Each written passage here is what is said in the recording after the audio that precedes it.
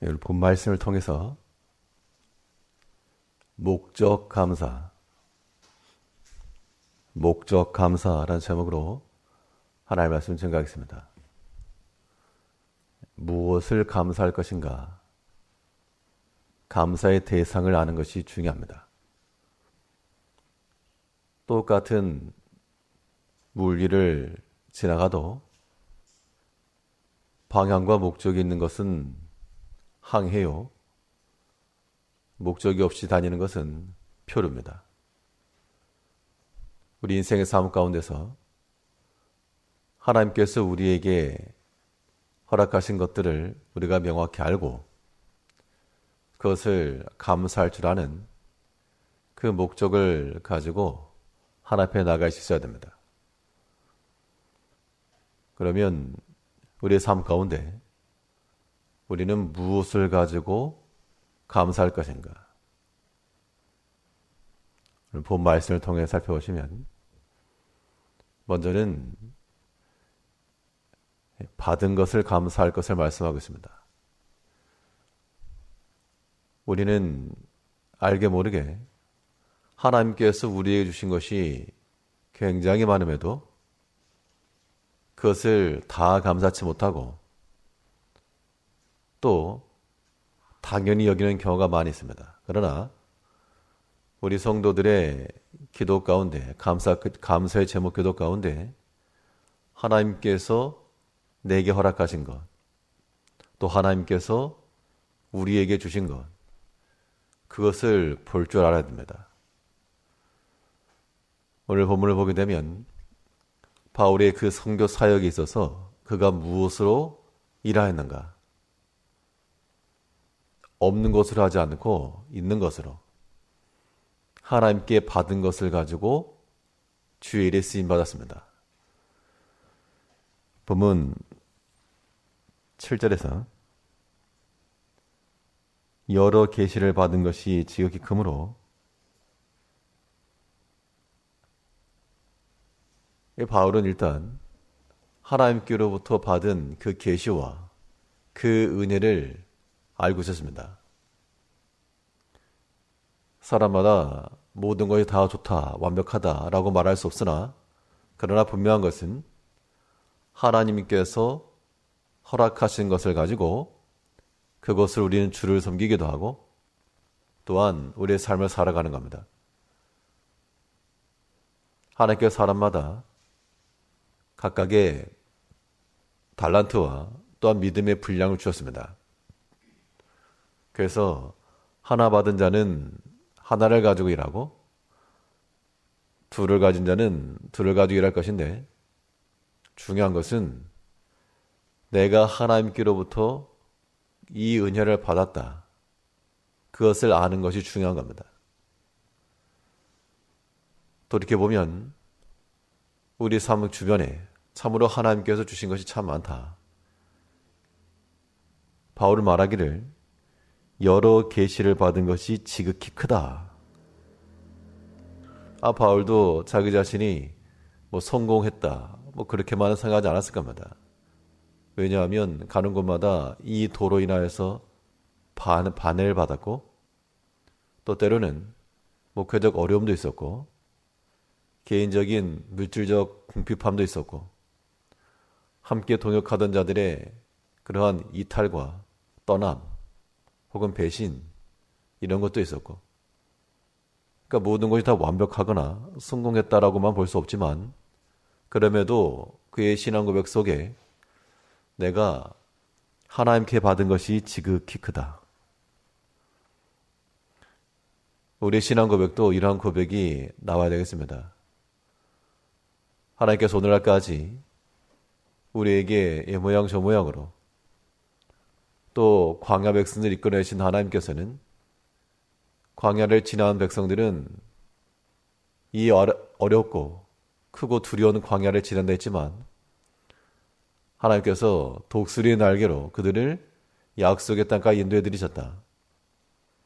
돌이켜서 하나님께서 행하신 것과 베푸신 것들 아주 세밀하게 살펴보면 거기에 굉장히 큰 하나님의 은혜가 있다. 뭐 음식을 먹을 줄 아는 사람도 보통 사람은 버리는 것이라도 여기 맛있는 살이 붙어 있다. 잘 발라서 먹으면 그것도 굉장히 많은 것처럼 하나님께서 우리 삶 가운데 붙어 있는 은혜가 많은데 아깝게 그걸 그냥 버린다.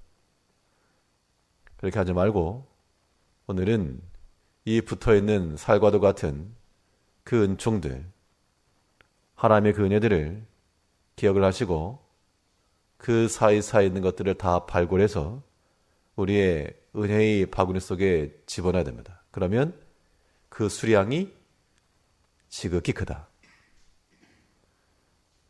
예수님께서 무리들을 먹이실 때 넘침이 있었죠.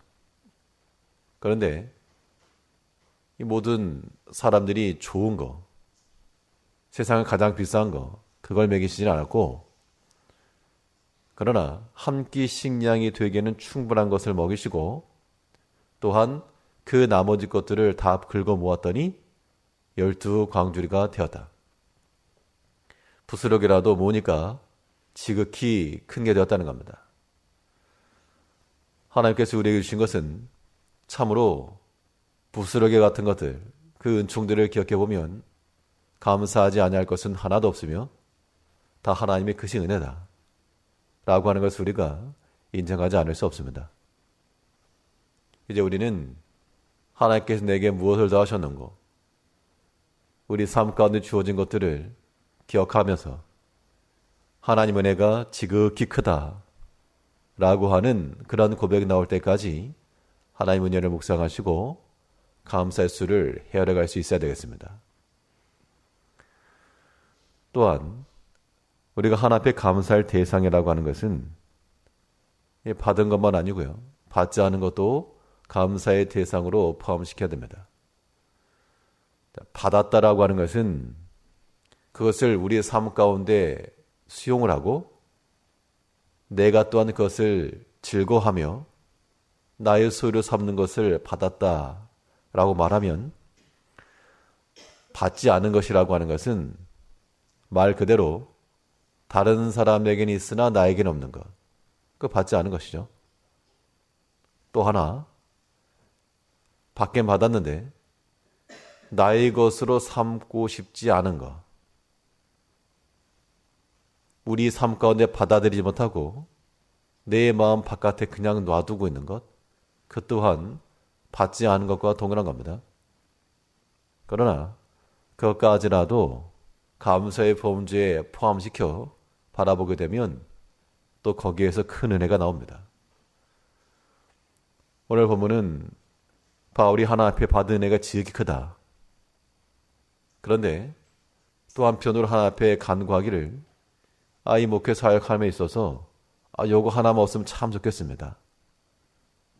그래서 그걸 놓고 기도를 했는데 그것은 바울이 원하는 바가 아니었습니다.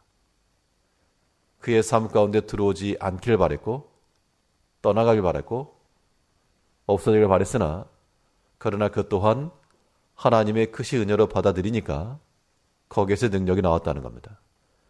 본문 7절 다시 보시면, 여러 계시를 받은 것이 지극히 크므로 너무 자고하지 않게 하시려고 내 육체에 가시 곧 사단의 사자를 씌웠으니 이는 나를 쳐서 너무 자고하지 않게 하려 하심이니라. 바울은 그가 하나님께로부터 은혜를 많이 받았는데 지극히 큰 은혜를, 그런데 거기에 덧붙여서 그의 원치 아니하는 것, 가시도 받았다, 그 이야기를 하고 있습니다. 이 가시라고 하는 것이 좋은 거였는가? 좋지 않았습니다. 없길 바랬습니다. 떠나길 바랬습니다. 그래서 바울도 기도를 했습니다.